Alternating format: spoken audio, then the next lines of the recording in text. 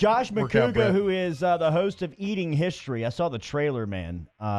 Looks pretty crazy. It looks looks pretty weird, nuts. dude. Everything looks incredible. Like, so he eats like 1944 Wheaties, 1947 Wheaties, Korean War rations. Why, Josh? Yeah, how did this, Josh? How did this idea come about to team up with the History Channel and just eat like ridiculously decades-old food? Oh, man. Thanks for having me on the show, guys. Yes.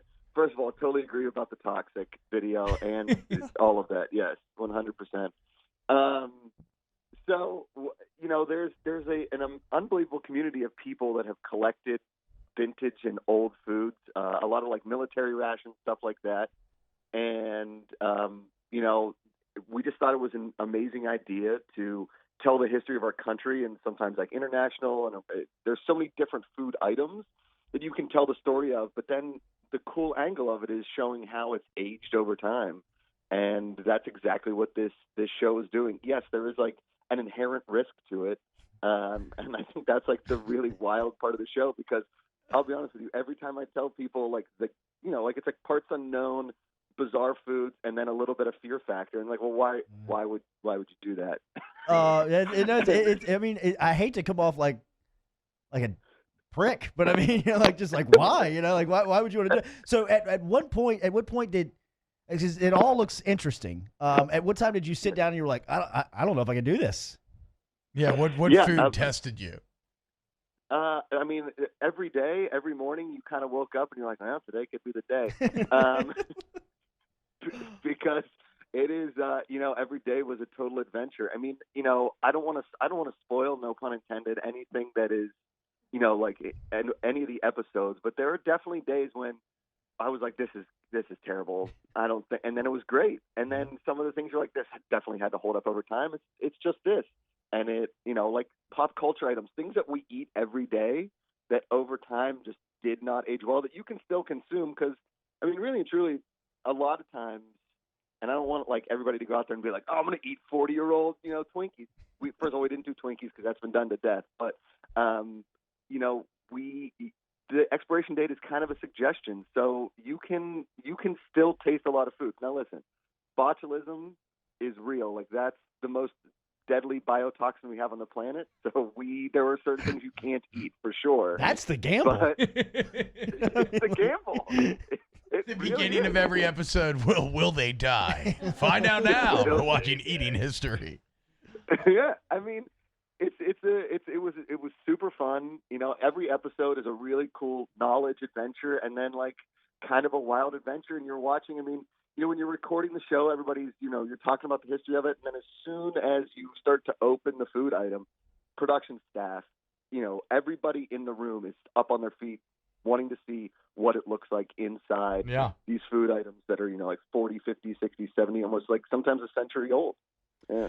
Hey, Josh, so can you let us know what was the oldest thing that you ate during the show? So we had some Civil War hardtack from like the 50th anniversary of the Civil War. So that Wait, was like what? Yeah, from like early 1900s. So, over 100 plus years old.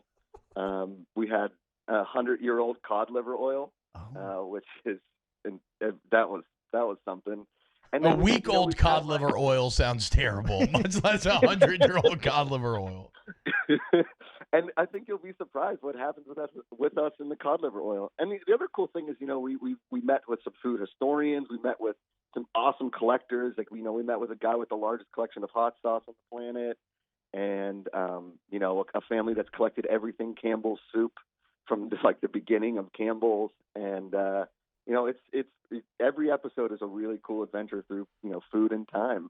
And like, I think we can all agree that we're all food people. I know T-Bob is. I'm not taking a shot, T-Bob. Felt like a shot, Josh. It felt like a shot. That's okay, though. Because for those that don't know, Josh also a huge sports fan. You've probably seen him on Collider as well.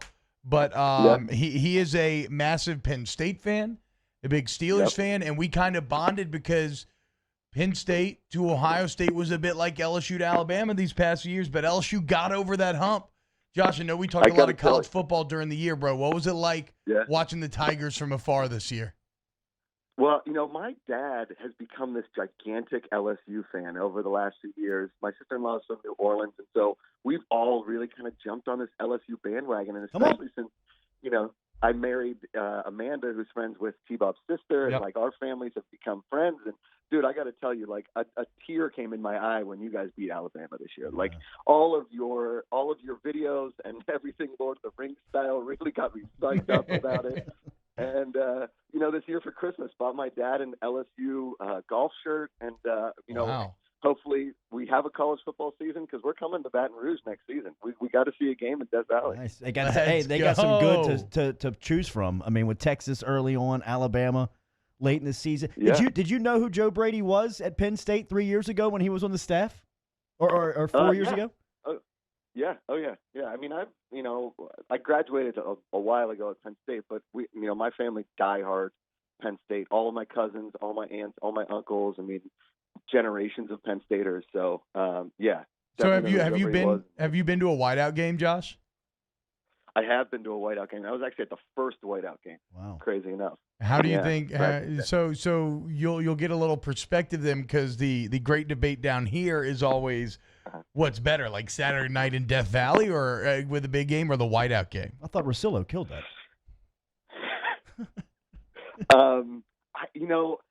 Again, I can't compare because I've never been to an LSU game. I've never been to Death Valley. But, you got 110, 113,000 people, absolutely insane in a whiteout game. I would think I would be selling LSU fans short if I chose, but obviously I'm a little partial to the whiteout. Hell yeah. I mean, the funny part is it's a whiteout, but most everybody's blacked out in the student section. So. Josh, what about so you're also a big Steelers fan, man. Yes. What are you thinking about your boy Big Ben? He's looking a little chunky right now. I mean, he is embracing the offseason quarantine. I will tell you this much. The longer that beard goes, the bigger he looks. It's crazy. He can't be mobile at this point. I mean, that was always just like nobody can bring Big Ben down. Well, of course. I mean, now nobody can bring him down. He's just a tree out there. Oak tree. Yeah, exactly. I hope this elbow holds up. Obviously, every year with the Steelers, everybody thinks this is a Super Bowl season. I have no idea what to think of this team after last year. Our defense is awesome, but can we actually get a quarterback to hit anybody over 20 yards away? So Mason Rudolph. Talking to Josh Macuga of Eating History. So, Josh, the show debuted March 11th, and no, it debuts. Okay. It debuts March 25th. Okay. I got confused because when I thought I had it come out, and then when I Googled it, it was saying March. Okay, so it debuts March 25th, Wednesday night? Wednesday night, 10 p.m. and 10:30, so back-to-back episodes. So there you go, March 25th, Wednesday night, 9 and 9:30 here Central Time. Check it out, Eating History. Josh Macuga, where else can they find all your work? Yeah, on Twitter and Instagram, at Josh Macuga. I post everything about eating history there. I talk a lot about movies and TV, sports, anything. I've been a comedian for a long time, so a lot of it is very sarcastic and mostly jokey. So perfect. Thank you for the time, Josh. Hey, dude, thank you guys so much for having me. Appreciate it. All right, we'll see you in the fall, man.